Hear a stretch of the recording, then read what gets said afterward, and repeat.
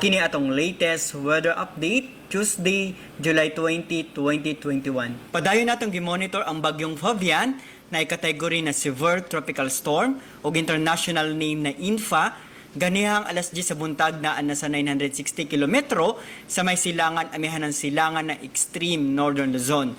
Na ay maximum sustained winds na 100 kilometers per hour duol sa sentro ug ang gustiness moabot sa 125 kilometers per hour. Kini nag-irog sa direksyon sa kasadpan amihan ng kasadpan sa gipaspaso na 10 kilometers per hour.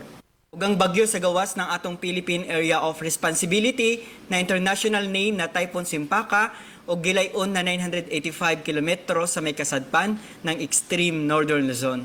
Ang weather condition sa tibuok sa Central Visayas kasama ng eastern part of Visayas makasinati ng panagsama panganuron ngadto na sa medyo madag-umon na kalangitan ug naay mga pag-uwan ug kini mga pagpanugdog og kilat. Samtang ang western part of Visayas, makasinati silang katag-katag na mga pag-uwan o kini mga pagpanugdog o kilat. Ug para sa atong mga dugang detalye, bisita atong mga official social media accounts. Kini si Jomar Clarino gikan diri sa Mactan, PAGASA Visayas, DOST maayong adlaw.